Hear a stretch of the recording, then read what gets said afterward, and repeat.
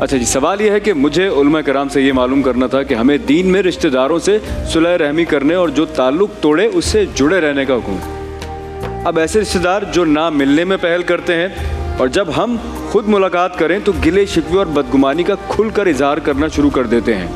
یقیناً ایسے رشتہ داروں سے ملنے میں اپنا دل ہی خراب ہوتا ہے اور وقت بھی برباد ہوتا ہے، تو کیا ایسے رشتہ داروں سے قطع تعلق کرنے کا کوئی گناہ ہوگا یا نہیں، اور اس حوالے سے کیا اسلامی تعلیمات ہیں؟ مہدی صاحب آپ سے شروع کرتے ہیں، بسم اللہ، آپ تینوں کی اجازت سے۔ جی بسم اللہ الرحمن الرحیم۔ آواز آ رہی؟ جی جی جی جی جی۔ اللہ سبحانہ و تعالیٰ کا شکر ہے کہ اس نے توفیق عطا فرمائی کہ کچھ قرآن و حدیث کے بارے میں، علوم اسلامی کے بارے میں گفتگو ہو سکے۔ اور صلہ رحمی دیکھیں ویسے تو واجب ہے، یعنی یہ کہ یہ تجارت نہیں ہے، یہ عبادت ہے۔ فرق ہے تجارت اور عبادت میں۔ تجارت میں یہ ہے کہ ہم نے کچھ پیمنٹ کرنی ہے، وہاں سے کچھ گڈس ملنی ہے جی، تو اگر کسی نے وہ اپنا جو پیمنٹ تھی وہ نہیں دی تو پھر آپ باؤنڈ نہیں کہ آپ اپنے گڈس پہنچائیں گے، یہ تجارت ہے۔ عبادت یہ ہے کہ انہیں اپنا جواب دینا، آپ نے اپنا جواب دینا، اکاؤنٹیبلٹی اپنی اپنی ہے۔ جی زبردست۔ یہ نہیں ہے کہ وہاں سے کوئی طرف مقابل سے ہوگا تو میں نے کرنا، یہ تجارت نہیں ہو رہی، سبحان اللہ، یہ عبادت ہو رہی ہے۔ جی، تو عبادت، اور اللہ سبحانہ و تعالیٰ نے کہا بھی تھا خود پہلے ہی، ابلیس سے ہی بات معاملہ ہو گیا تھا کہ جب اس نے کہا یہ ایک سجدہ میں نہیں کروں گا آدم علیہ السلام کو، پھر اتنے سجدے کروں گا جو کسی نے نہیں کیے ہوں گے روئے زمین پر، یہ ایک معاف کر دیں مجھے۔ کوانٹیٹیولی تو بڑی اچھی آفر ہے کہ ایک سجدے کو معاف کر کے اللہ تعالیٰ 10 لاکھ سجدے اسے کروا لیتا۔ اللہ نے کہا نہیں، عبادت وہ ہے، وہ نہیں ہے جو تو چاہے، عبادت وہ ہے جو میں چاہوں، عبادت وہ ہے جو میں چاہوں۔ تو اگر اللہ سبحانہ و تعالیٰ کی جانب سے حکم ہے تو بالخصوص اس میں پریکٹیکلی اسپیکنگ، بالخصوص جو ہمارے بالکل بلڈ ریلیشن میں، سب سے پہلے تو والدین آ گئے۔ جی، والدین کا تو حق وہ ہے، چلتی پھرتی ہوئی آنکھوں سے اذاں دیکھی ہے، میں نے جنت تو نہیں دیکھی ہے، ماں دیکھی ہے، تو جس کے قدموں کے نیچے جنت ہے، تو ان کا حق تو کبھی ادا ہو ہی نہیں سکتا۔ دل میں خالی تواضع کی بات نہیں ہے، کہا اپنے کندھوں کو جھکا لو، یعنی ظاہر میں بھی تواضع رکھو، خالی دل میں نہیں، ظاہر میں بھی تواضع رکھو اور ادب احترام کے ساتھ رہو جس حد تک ممکن ہے۔ وبالوالدین احسانا، یہ سب مشہور آیت ہے۔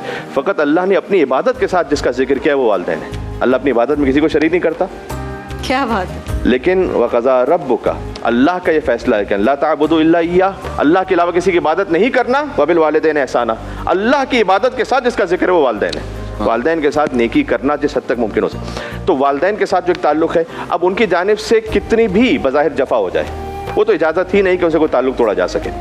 پھر اس کے بعد مرحلہ آ جاتا ہے بھائی بہنوں کا، ان کا حق ہے، بلڈ ریلیشن ہے۔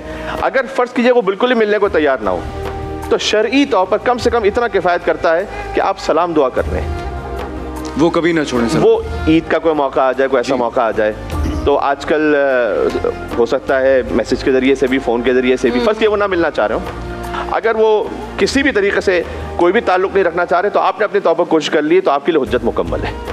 اس طرح سے پھر ایک دائرہ بنتا ہے جو ہمارے فرسٹ ریلیٹیوز ہوتے ہیں، جن میں ماموں ہیں، چچا ہیں، خالہ ہیں، پھوپھی ہیں، ان کا ایک حق ہے۔ شوہر زوجہ کا، آج وومنس ڈے کے حوالے سے بھی جو گفتگو ہے، ہمیں ماننا پڑے گا کہ جو خواتین کے لیے رسپیکٹ اور احترام ہے وہ نہیں دیا گیا۔ جب تک مانیں گے نہیں تو آگے اصلاح کی طرف بڑھیں گے نہیں۔ ایک خاتون جب بچپن میں ہے تو باپ کے لیے برکت کے دروازے کھول دیتی ہے، کیا بات ہے، بیٹی کی صورت میں۔ جی ہاں۔ جب جوان ہو جائے تو شوہر کے ایمان کو مکمل کر دیتی ہے، واہ، اور جب ماں بن جائے تو قدموں کے نیچے جنت آ جاتی ہے۔ کیا بات ہے۔ تو جو اللہ سبحانہ و تعالیٰ نے مقام رکھا تھا، وہ جو ڈیو رسپیکٹ تھی وہ ہمارے یہاں نہیں دی گئی۔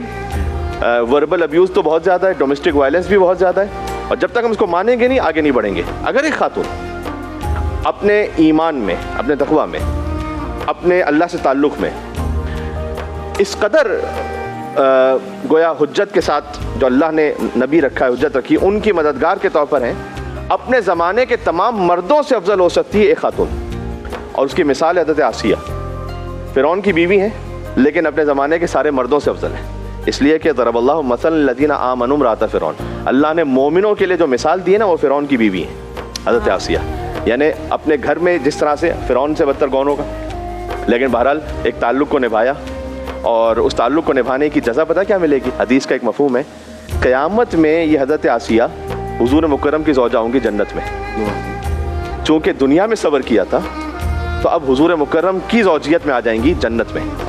تو بہرحال اللہ سبحانہ و تعالیٰ کمپنسیٹ کرتا ہے، تو آپ اپنے بڑے دل کو رکھ کر انشاءاللہ آگے بڑھیں، اور ہم دوسروں سے بھی یہ کہیں گے کہ جناب زندگی کتنے دن کی ہے، آپ نے کیا کر لینا، کیا جی لینا ہے، تو کم سے کم اس حد تک تو اگر آپ کسی کے ساتھ نبھا نہیں سکتے تو اخلاق تو اچھا رکھیں, اخلاق بہتر رکھیں. زبان تو کم سے کم ٹھیک رکھیں.